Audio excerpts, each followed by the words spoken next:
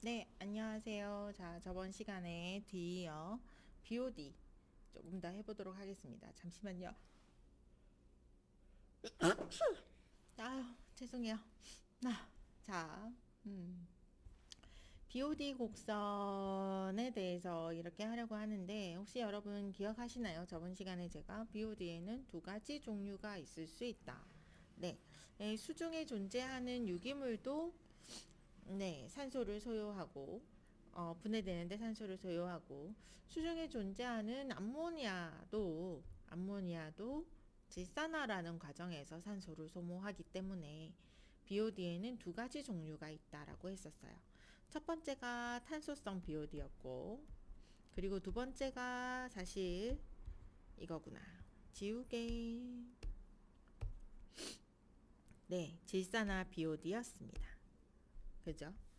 자, 그래서 이 탄소성 BOD는 유기물질이 생물학적으로 산화되는 데 필요한 산소의 양을 커버해서 나타내 주는 것이었고 질산화 BOD는 암모니아가 질산화되는 데 필요한, 즉 암모니아성 질소가 질산성 질소로 바뀌는 데 필요한 산소의 양이라 그랬죠.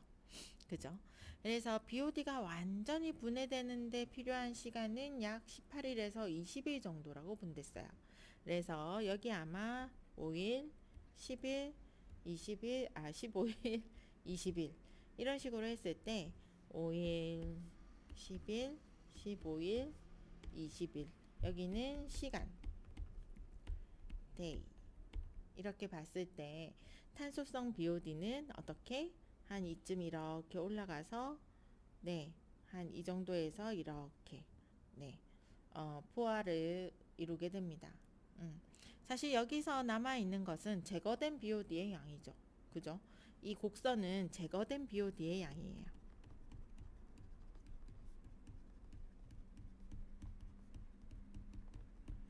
양이에요. 그런데 제거된 산소의 양이죠. 산소의 양으로 환산된. 그죠? 그런데 이제 질산화는 언제 일어나냐면 어느 정도 탄소성 BOD가 다 산화되고 난 다음에 일어나게 됩니다. 그건 무엇 때문이라 그랬죠? 저번 시간에도 얘기했듯이 질산화 미생물이 사실상 탄소성 유기물질을 산화하는 미생물에 비해서는 굉장히 그 존재 양이 적다 그랬죠. 적어서 복합 비오 그러니까 그 탄소성 물질들의 분해가 어느 정도 일어난 그 이후에 쓱 이렇게 질산화가 이루어지게 됩니다. 그래서 이 부분이 사실상 복합 BOD의 곡선이 되는 거죠. 그래서 이 부분이 무엇이 된다? 이 부분에 대한 것이 질산화 BOD, 즉 질산화에 소모되는 산소의 양이 된다. 라는 겁니다. 이 그림은 그림 2.10으로 교과서는 몇 페이지에 있냐면 61페이지에 있어요. 자, 색깔을 바꿔서 다시 해본다면 탄소성 BOD가 오로지 유기물질의 분해만으로 이러한 곡선을 가진다고 하면 질산화 BOD는 질산화에 의한 BOD는 이쯤에 발생하기 시작해서 요렇게 이쯤에 발생하기 시작해서 요렇게 그래서 시간에 따라서 총 그러니까 유기물에 의한 것이든 암모니아성 질소의 산화에 의한 것이든 상관없이 소모된 총 BOD의 그 어떤 곡선은 이렇게 올라가게 되는 거죠. 이해가 돼요? 자, 여기서 질산화 BOD라는 것은 무엇을 의미했냐면 자, 암모니아성 질소가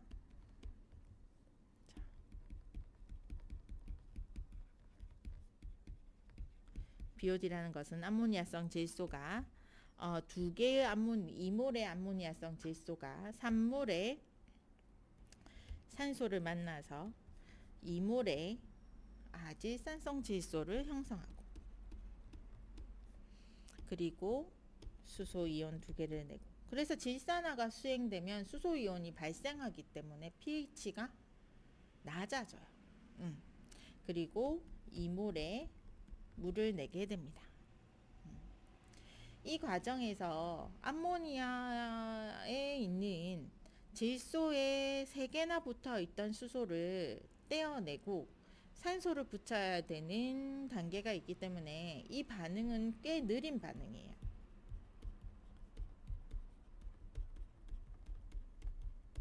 이 반응은 꽤 느린 반응이고, 일단 이렇게 생산된 아질산성 질소는 1몰의 산소를 만나서 2몰의 질산성 질소가 됩니다. 네, 이렇게 되죠. 그래서 이 반응은 1번 반응 1단계, 2단계 이렇게 되는데 1번 반응에 비해서 2번 반응은 빨라요. 그래서 1번 반응에 비해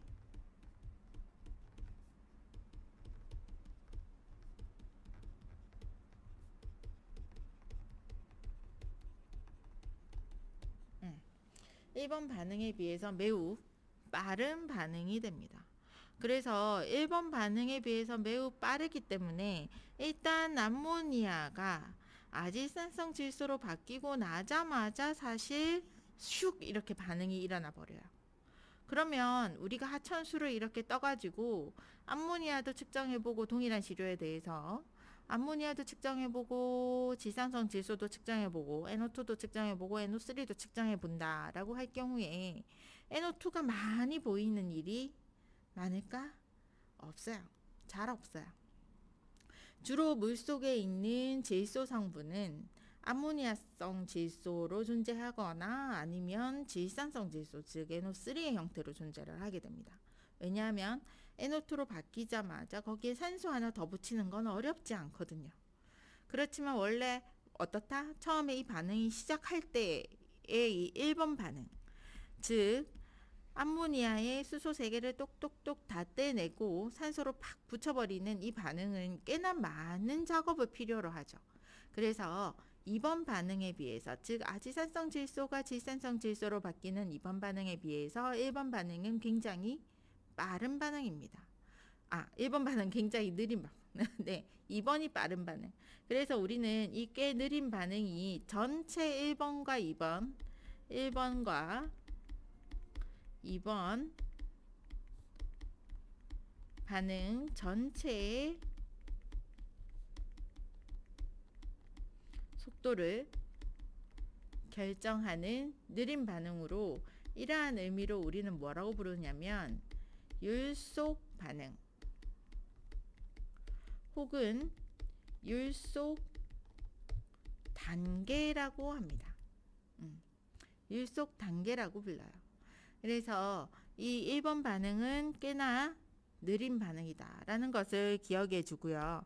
또 얘네들한테 관여하는 미생물은 1번 미생물은 나이트로조모나스 나이트로조모나스라는 종에 의해서 수행되고, 2번 반응은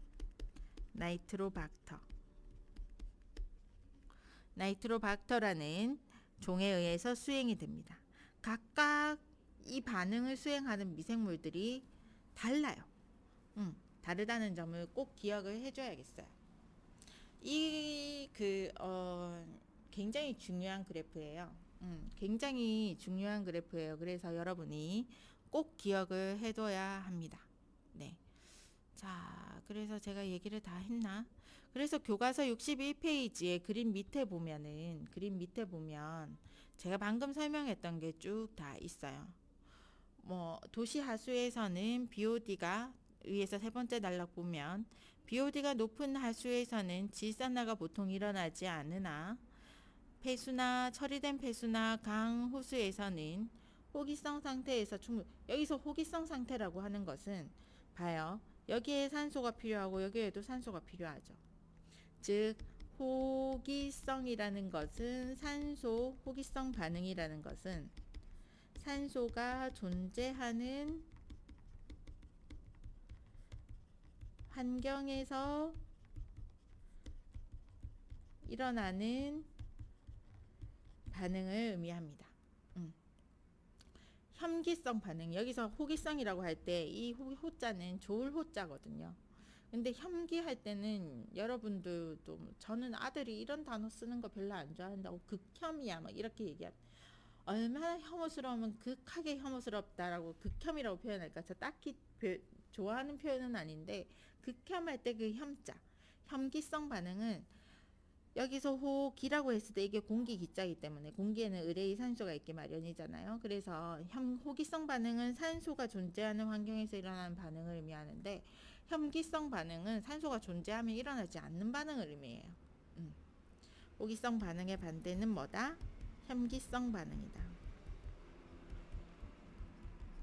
반응이다. 이렇게 얘기를 생각을 해주세요.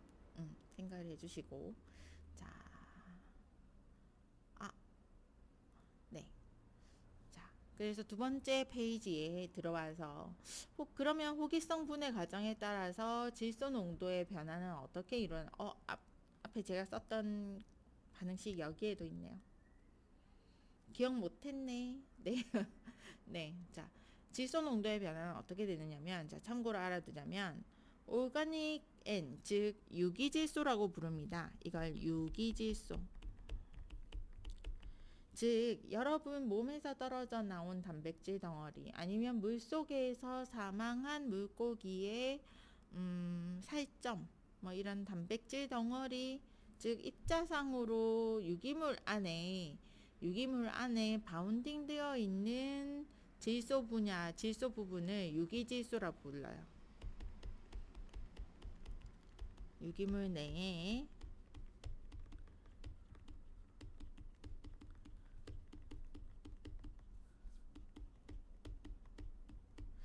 주로 암모니아의 형태로 단백질 분자에 착 이렇게 붙어있죠. 아미노기의 형태로. 그죠? 그래서 오게닉 질소, 유기질소가 사실 시간에 따라서 이렇게 감소를 하기 시작해요. 왜냐하면 이 유기질소라는 부분도 이렇게 단백질 덩어리가 이렇게 수중에 이렇게 나오게 되면 다양한 미생물들에 의해서 분해가 되어 가지고 암모니아성 질소를 내거든요. 그래서 여기 지금 유기질소가 분해됨에 따라서 암모니아성 질소가 올라가잖아요. 그죠? 같은 그걸로 올라가지는 않아. 같은 높이로 올라가지는 않는데 대부분 유기질소는 100% 분해된다고 보기 어려워서 일부 이렇게 이 정도 높이에서 이렇게 떨어지면 암모니아성 질소는 한 이 정도 생긴다고 보는 게 아마 리저너블한 그런 어떤 비율에 따라서 그려진 그림일 거예요. 놀랍게도 이 그래프는 우리 아들이 아이패드로 그려준 거예요. 이렇게. 큰아들이 이 그래프를 제가 어떻게 스캔도 못하고 뭐 끙끙거리고 있는 나를 보더니 막 그려줬어요. 자, 유기질소가 분해됨에 따라서 이것을 우리는 유기질소의 가수분해 과정이라고 부르는데 유기질소의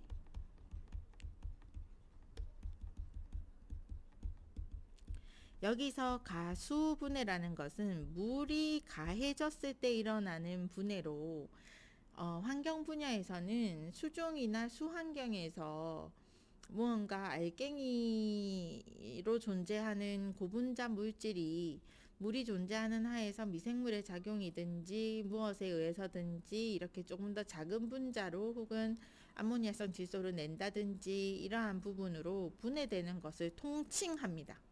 그래서 유기질소의 가수분해에 의한 작용으로 유기질소가 이렇게 떨어지면 그에 따라서 암모니아성 질소 이렇게 올라가게 되는 거지. 그래서 암모니아성 질소는 여기서부터 이제 무슨 과정을 겪게 됩니까? 네, 질산화 과정을 겪습니다.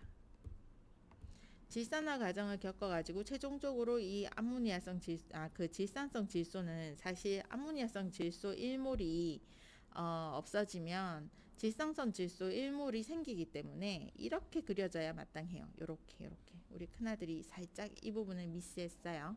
그래서 이쯤 높이, 이 높이와 이 높이, 요 높이와 요 높이는 같아야 합니다. 그래서 이렇게 이게 질산화가 됨으로써 질산성 질소의 생성이, 그래서 질산성 질소의 생성을 초래합니다. 그리고 낙스. 그래서 이 부분 NO2N과 NO 아지산성 질소와 질산성 질소를 통틀어서 우리는 이렇게 표현하기도 하거든요. X. 제가 여러분한테 한번 설명한 적이 있나요? 1학년 때 낙스라 부른다. 일산화질소와 이산화질소를 통틀어 낙스라 부른다. 역시나 수질에서도 이렇게 낙스라고 부릅니다. 그런데 지금 NO2에는 사실상 이 높이만큼 있지 못하잖아요. 왜 그런 거예요? 방금 제가 얘기했듯이 앞 슬라이드에서도 얘기한 바 있듯이 이 1번 반응과 2번 반응 중에 무엇이 더 빠른 반응이라 그랬죠? 이 1번 반응이 느린 반응이라고 그랬고 이것이 빠른 반응이었어요. 그래서 이 질산성 질소가 아질산성 질소가 생기자마자 질산성 질소로 변해버리는 거예요. 그래서 우리가 한 시료를 떠서 분석을 해봤을 때 그 안에 아질산성 질소가 많이 검출되는 것은 암모니아성 질소에 비해서라도 아니면 낙스의 그 질산성 질소에 비해서라도 아질산성 질소가 많은 양으로 풍부하게 검출되는 일은 드물다라고 얘기를 합니다. 이미 질산화가 일어났다는 것은 질산화가 일어나기 시작한다는 것은 탄소성 물질, 즉 유기물질의 분해가 거의 다 끝났음을 의미합니다. 왜? 이 나이트로조모나스와 나이트로박터가 나중에 제가 미생물 설명할 때 설명을 하겠지만 오토트롭스라고 굉장히 어때요? 네, 좀 느린 부분에 해당해요. 네, 헤테로트롭스에 비해서 좀 수적으로 열세인 애들에 해당하죠. 그래서 아마 헤테로트롭스들이 유기질을 그러니까 즉 이 유기물질의 분해를 충분히 하고 난 다음에 오토트롭스가 활동을 할 수가 있어요. 그래서 헤테로트롭스들이 즉 유기물질의 유기물 산화가 이 정도로 이렇게 분해가 일어나고 난 다음에 이렇게 이 지점에서부터 오토트롭스가 즉 질산화하는 미생물들 나이트로조모나스와 나이트로박터가 여기서부터 이제 반응을 시작하는 거예요. 그래서 이러한 부분을 반드시 알아두어야 합니다.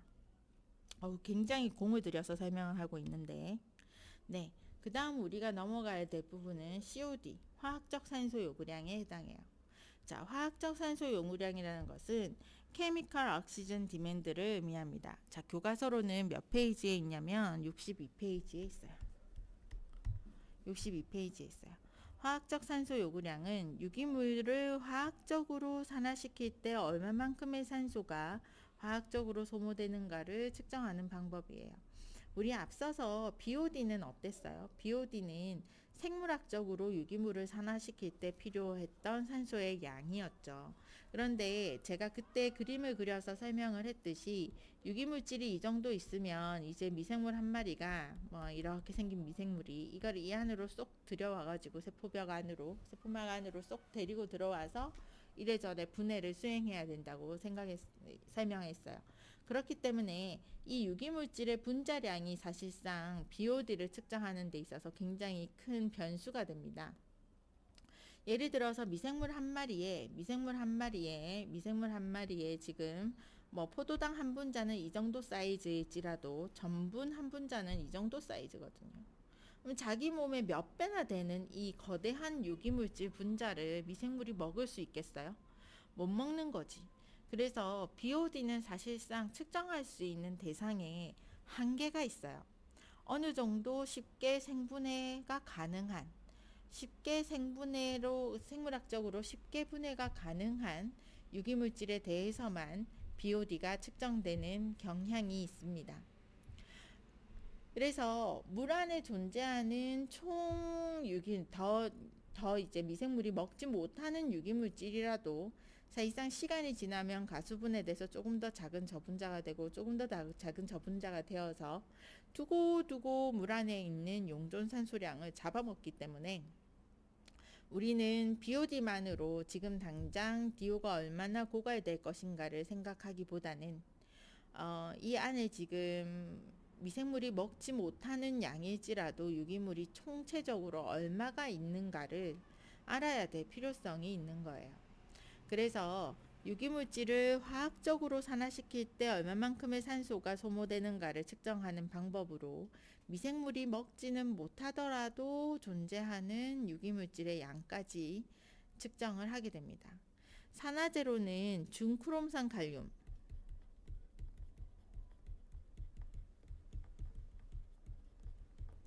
칼륨과 그리고 과망간산 칼륨,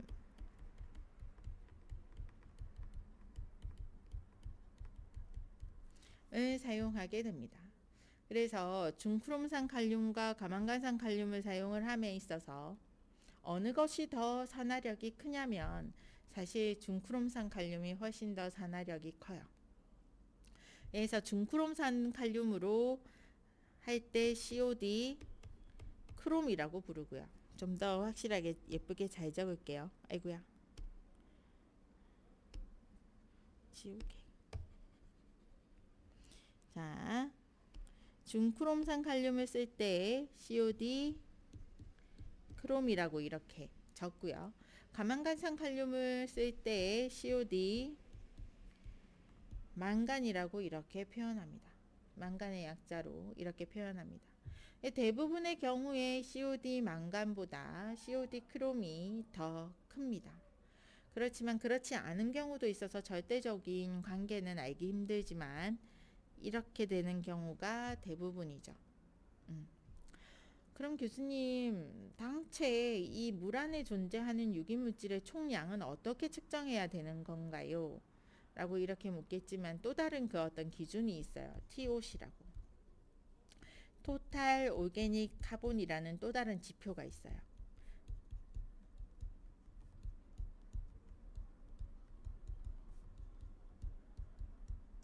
토탈 오르게닉 카본이라는 또 다른 지표가 있어서 이 토탈 오르게닉 카본을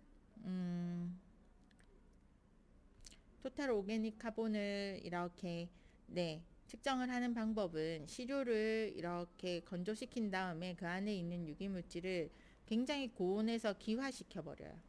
그래서 그러면 사실상 그 안에 있는 탄소하고 기화시킬 때 우리가 이렇게 줬던 그 어떤 산소하고 이렇게 해가지고 이산화탄소가 발생하게 될 건데 그 이산화탄소의 양으로 TOC를 측정하게 됩니다.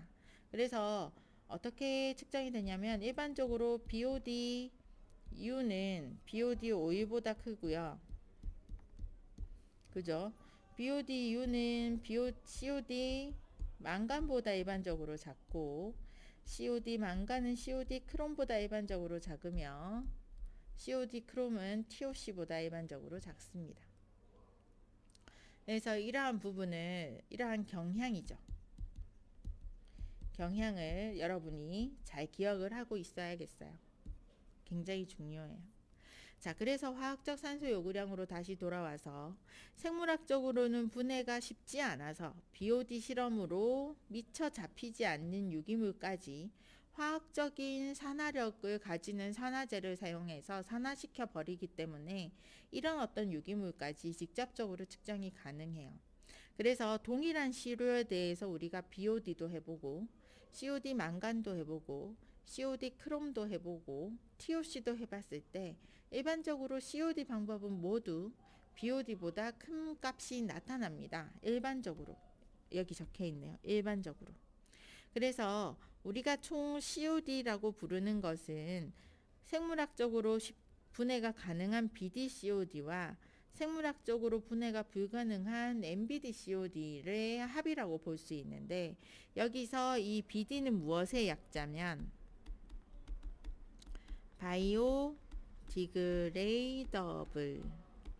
바이오디그레이더블의 약자가 되고 NBDCOD라는 것은 non 바이오디그레더블. 잠시만요. 좀 더 이쁘게 적을게요. 이게 중간에 하이픈이 없어요. 자, 좀 더 예쁘게 적자면, 아이고, 네, BD는 바이오디그레이더블 이라는 것을 의미하고, MBD는 non biodegradable 이라는 뜻을 가지게 됩니다. 그래서 COD는 생물학적으로 분해 가능한 이 BDCOD 하니까 생물학적으로 분해 가능한 COD. 생물학적으로 분해 가능한 건 BOD로 한댔는데 맞아요. 그래서 이 BDCOD는 결국 BODU하고 K 곱하기 BOD5로 나타내게 됩니다. 여기서 지금 이게 아니라 이거 는이에요.